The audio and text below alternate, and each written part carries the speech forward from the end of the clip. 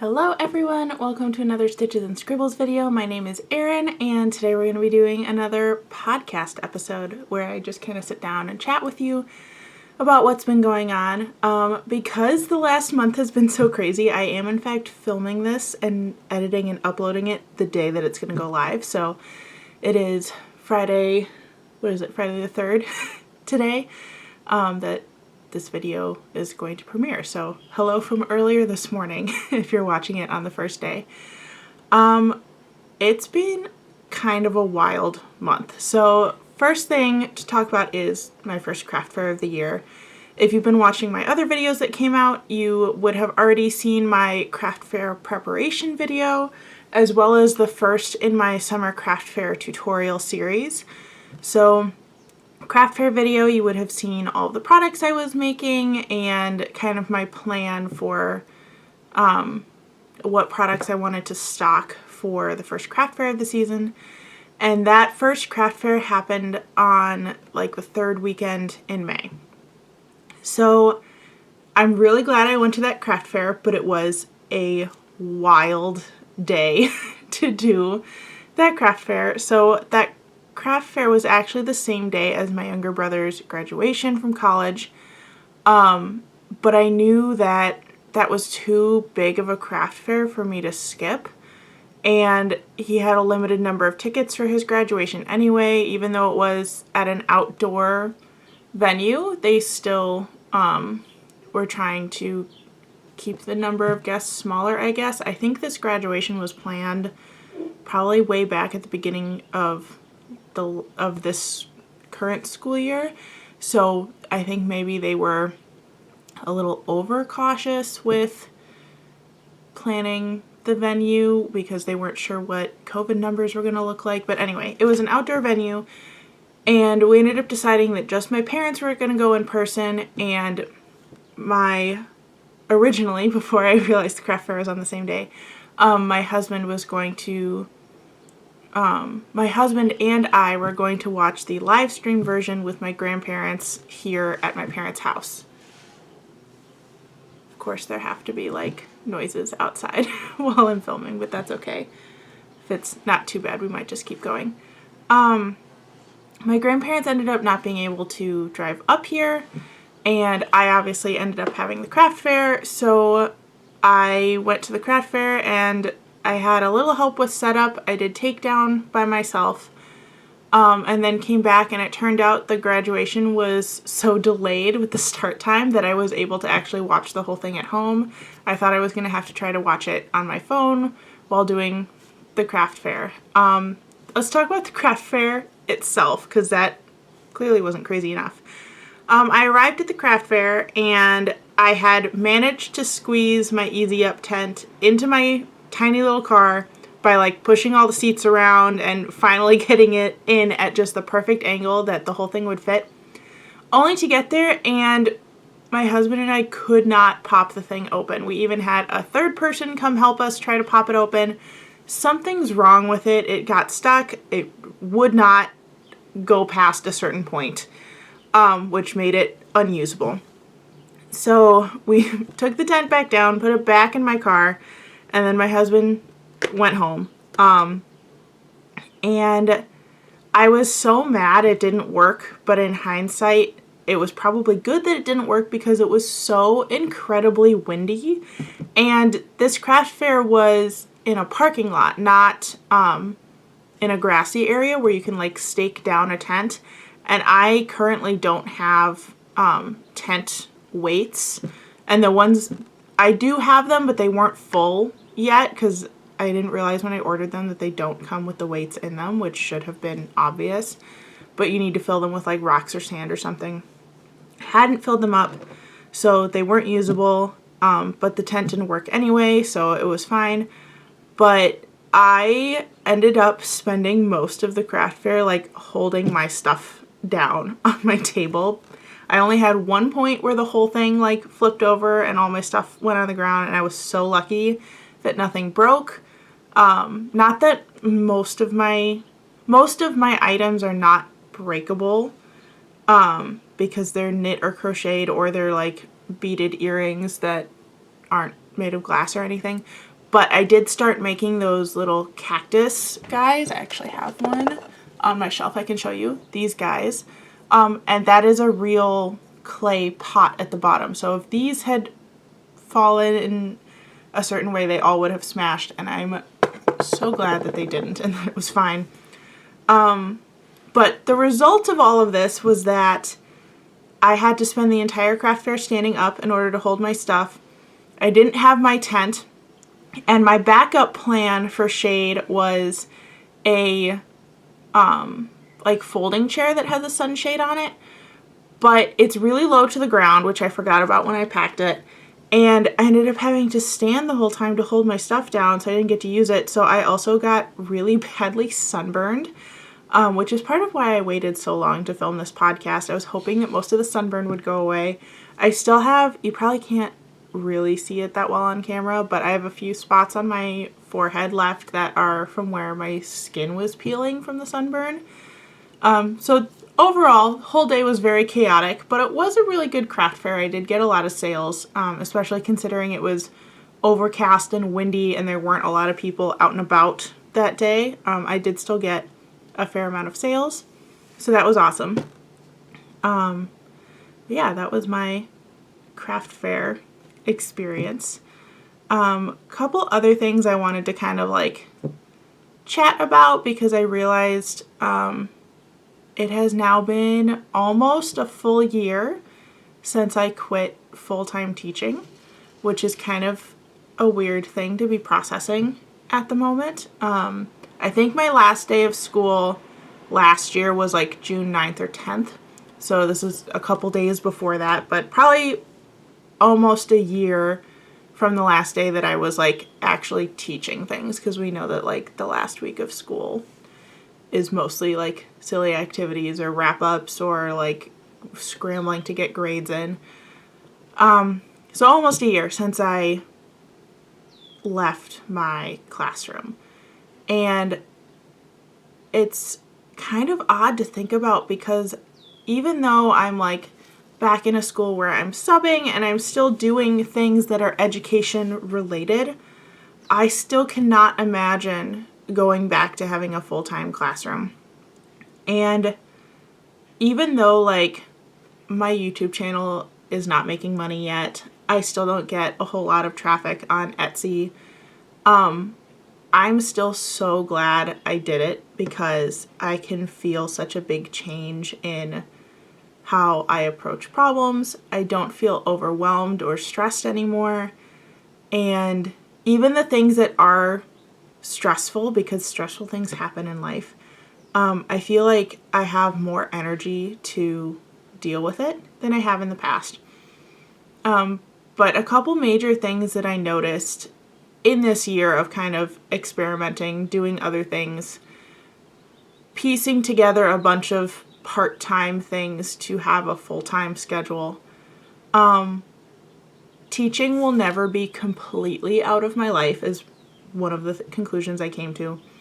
Whether it's subbing or just continuing to make products for teachers online, I think that's something that I'm still very passionate about.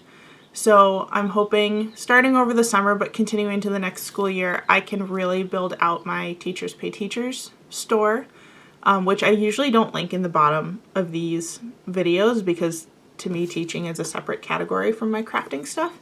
But if you're interested, I'm still Stitches and Scribbles on Teachers Pay Teachers. You'll see the same little skull logo. It's just in an apple instead of on the like teal background. It's on a green apple. But I want to go back to creating more resources for teachers, and I'm definitely ready to start building out the curriculum that I worked so hard on. If I haven't mentioned it before, at the school that I previously taught at, we did not have a usable science curriculum, so I made everything basically from scratch for my students, including making all of the worksheets, all of the assessments, any like videos or other things that we had to use. I found those. Our textbooks were not chosen with our students in mind. That's kind of a simplified way of explaining what the problem was, but a textbook is not a curriculum. B, the textbooks that were chosen were not written in such a way that they were at the right reading level for middle school students. And on top of that, I had a lot of Spanish-speaking students, and this particular textbook company did not make any Spanish resources. So for my 2 or 3 kids per grade level who did not speak any English, there was nothing for them provided by the school, which I thought was inexcusable. So I made my own resources for them.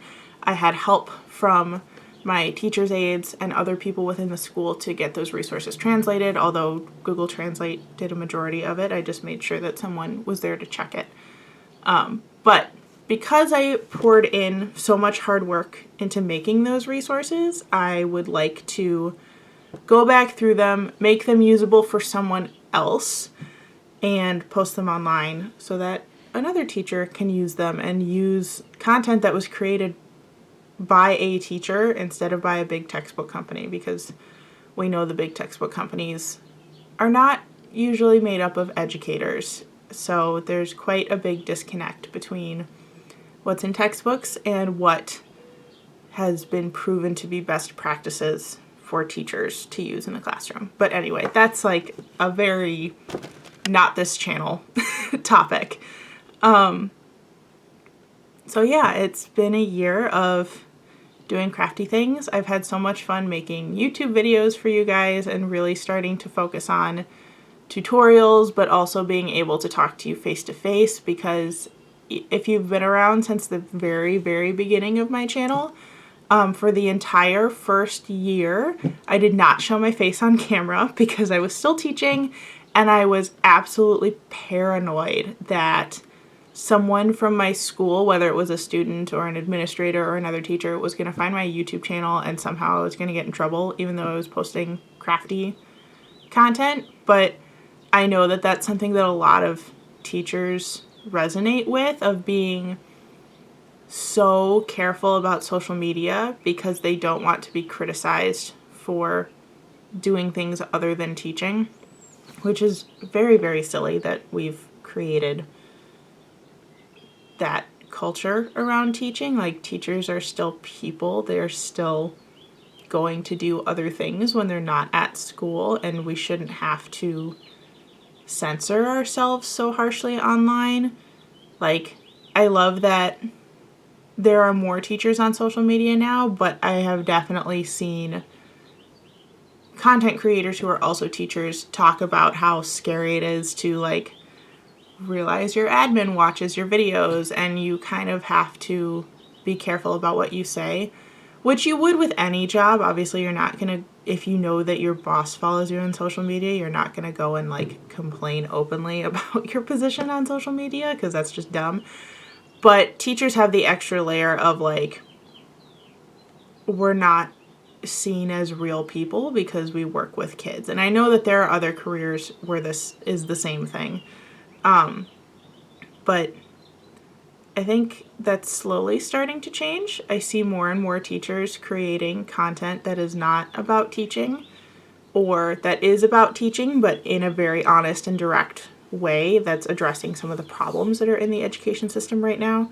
So I hope that that continues. But either way, I'm still glad I'm not full-time teaching, because I am able to do stuff like this. And even now, like, I'm a substitute teacher for one school, but because that's not my only thing, like, it makes sense for me to be doing other things.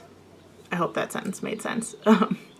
Anyway, that was a very long and rambly start to this video. Let's dive into some whips. I don't actually have any finished objects to show you, again, because it was such a crazy month. Also, it was the end of the school year, so I was getting called into sub a lot because teachers were realizing, like, oh, I have this many vacation days left, I should use them. So I did do a lot of subbing in the month of May. I even subbed yesterday, the day that I'm filming this, for a teacher who realized that she had one vacation day left that she could take. So she took it, which, that's amazing that I'm at a school now where teachers feel so comfortable actually using their PTO days. and where they're encouraged to use their PTO days, which is awesome. I know a lot of schools don't have that positivity around actually taking your PTO days. And any finished objects I did make are already in a video, or they're in my craft fair stash, or I've given them away already. So kind of boring on that front that I don't have any finished objects to show you, but I do have quite a few whips I can show you. The first one, I'm hoping I can finish this object today or tomorrow so that I can finish the video that goes with it. But I finally started making the Lost Souls shawl. Okay, we're gonna try this again. If you just saw the weird break, it was because these books were on the shelf next to where my camera tripod is, and they fell over in the middle of filming, so I had to fix everything, start over, and now the books are safely off to the side so that that won't happen again. But I finally started making the Lost Souls shawl. This has been on my list of things I wanted to create for, I think, literally years at this point, because it has skulls on it, and of course I love anything to do with skeletons. That's why my logo is a skeleton, former science teacher things. But I finally started making it because I wanted one to go with my Renaissance Fair costume for this summer. And I'll talk more in detail about this in the actual video, as well as showing you the final costume. But I last year started crocheting some pieces to go with my Ren Fair stuff, and now I kind of like, a costume doesn't seem complete to me unless it has something that I made in it. I'm hoping that eventually I can learn how to sew and like completely make my own costumes, because that would be great. But for now I'm doing like crochet or knit little accessories to go with it. So even though I probably won't be wearing this as an actual shawl because it'll be really hot, for a lot of my costumes I like to kind of build out the skirt by tucking in extra pieces of fabric, whether that's like little scarves or extra layers to the skirt. But I figured this could kind of go with that. I'm going to pull the hook out so it doesn't pull on the top. But this is what I've got so far, and you can see all the little skulls in there. It is definitely almost done. I'm on my last skein, and this is made in the Moroccan Nights yarn, which I think was from Lion Brand. It is a discontinued yarn. I got it when it was on clearance at Joann's like a year ago maybe. And I know it's in the color Sultan. I actually really like this yarn, so I'm kind of sad it was discontinued. I do have 3 skeins in another color. I don't remember what it was called, but it's like blues and beiges. This one is kind of burgundies, browns, and a little bit of gray. And the ball of yarn just fell on the floor. I'll have to get that later. But I thought this was a good like piratey color, especially because my base dress for that costume is beige. So I'm hoping that I can kind of like tuck it into my belt to add an extra layer to the skirt. I think I'm going to add some more like little pashmina scarves into the costume, but I'm hoping to finish that today because I have been working on that and working on the video for it since April. Again, crazy month. A lot of stuff was going on, and it's a pattern that requires a lot of counting. So it wasn't something that I could like easily pull out. I had to like pull out the pattern and check where I left off. And for the first part of it, I was only using the video tutorial, so I'd have to like pull up the video tutorial in order to continue. So it's been a very long-term whip at this point. So I'm excited to finish it and excited to see how it looks with the final costume and everything. So hopefully we'll get that done this weekend and you'll see it in a video next week. Other whips that I currently have. Now I'm not going to be able to find any of them. Oh, here's one. Well, 2. So another tutorial that I'll have coming up for you is another version of the hexagon cardigan. And at this point I've made 2 hexagon cardigan tutorials, like the original standard granny square one and one using the moss stitch or linen stitch, whatever you call it. But I really wanted to make a hexagon cardigan that was for hot weather. So I figured out how to make a short-sleeved hexagon cardigan. I don't know if you can see that, but this is the first half. The second half is what I'm going to do for the tutorial.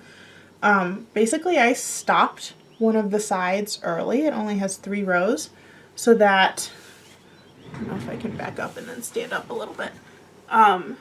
Basically, it's a normal length cardigan, and it has a very wide, short sleeve, was kind of the goal here. And this is with a Hobby Lobby yarn that I believe they definitely still have this yarn, but I believe this color is discontinued. It's looks like this when you get it. It is the Yarn Bee Rainbow Rhapsody in the color Ivy League, and I got this at one of the Hobby Lobby clearance events. So that'll be a tutorial coming up soon. And because I was so excited about it, I actually started a second short sleeve cardigan. This one is going to be kind of interesting. It's made using a, ooh, the hook is like hanging off there. It's made using a yarn cake from Hobbii that I got in a mystery bag. And I did not receive 2 of the same color, so I will show you in a second what that is going to look like. But I have, where are the ends on this thing? Here we go. I have the first half almost completed in a purple to black ombre. And when I got this yarn, I immediately noticed that 2 of the colors together that I received would be perfect Halloween colors. So one half of the cardigan is going to be purple and the other half is going to be in this orange. I believe this is in the Sultan Shadow Cakes, I think is what they're called. But because it was in a mystery bag, they came without labels. So I don't know exactly what yarn this is, but it looks like the Shadow Cakes ones. I also got it in red and green. And depending on how the Halloween one works, I might make another one using the red and green cakes for Christmas. However, to me, it doesn't look super Christmassy because they fade to black. I feel like if it faded to white, the red and green for a Christmas cardigan would look more Christmassy, but I don't know. I'll have to decide when I see how the purple and orange one looks. That might actually be it for what I'm working on. A little bit of a moving forward, what I'm planning on doing this month kind of thing. Already said that you'll get a video on my process for making the Lost Souls shawl. I am also planning that hexagon cardigan tutorial and my bullet journal video for the month, just like I always do. You'll get an additional video every Wednesday of this month that is a craft fair item tutorial, and you'll already have seen the first one, which was that little cactus. But there's one every Wednesday for June. And because I am now back on top of my filming and crafting schedule and wanting to make some additional items for my craft fair lineup, I am also hoping to get a Wednesday video for every week in July as well. And that's part of what I'm going to be doing this week, actually, because I have fewer people in my house this week. So, oh, there's the yarn ball that I dropped. I can put it away. If I haven't mentioned it before, which I don't know if I did in a previous podcast or not, but my husband and I are still looking for a house, and we are temporarily living at my parents' house, which is great because we're not spending money on rent, we're not spending money on a mortgage, so we can increase what we have available for new house projects, payments, whatever. However, my brother has now also moved in because he's kind of in the same situation. He just started his first job post-college and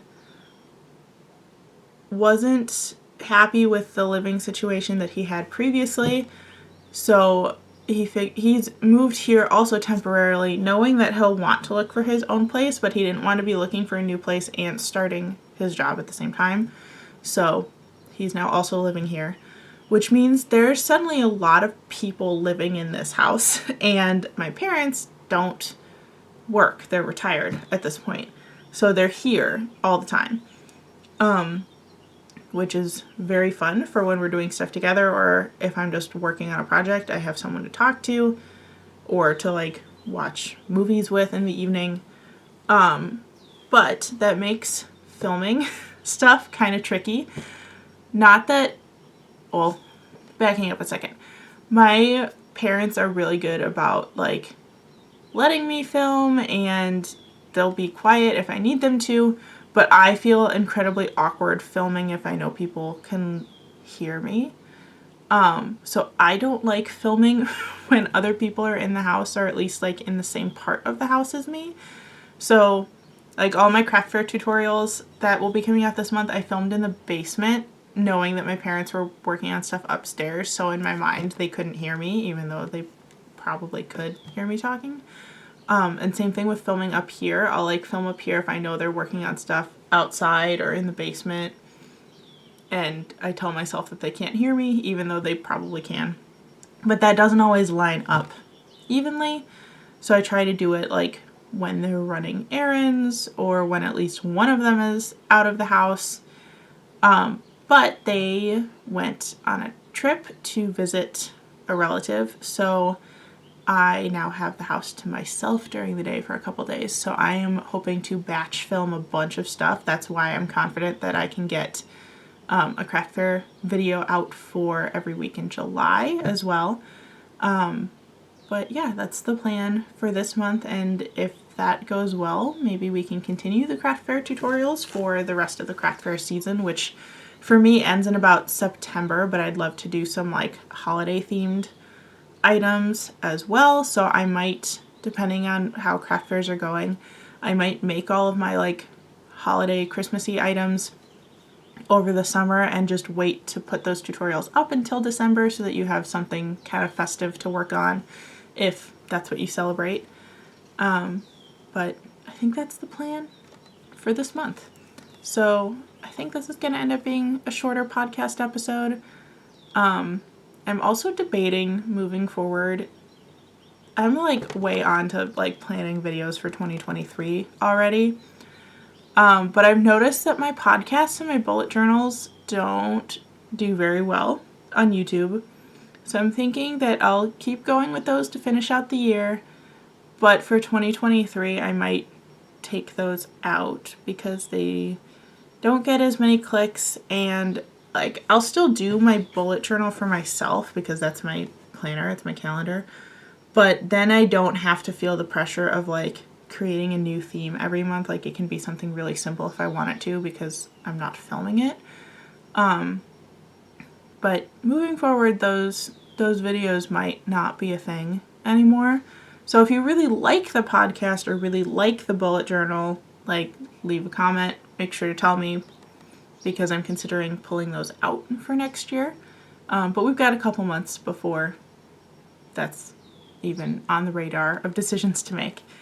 I think I've ended this video halfway like 3 times now, but thank you for watching. If you're interested in following me on other forms of social media, I have all of those links in the description box below that you can check out. I'm on Instagram, TikTok, Etsy, all that stuff. You can find that below. If you have any questions or comments for me, feel free to leave them in the comments, and I will see you in the next one. Bye, everyone.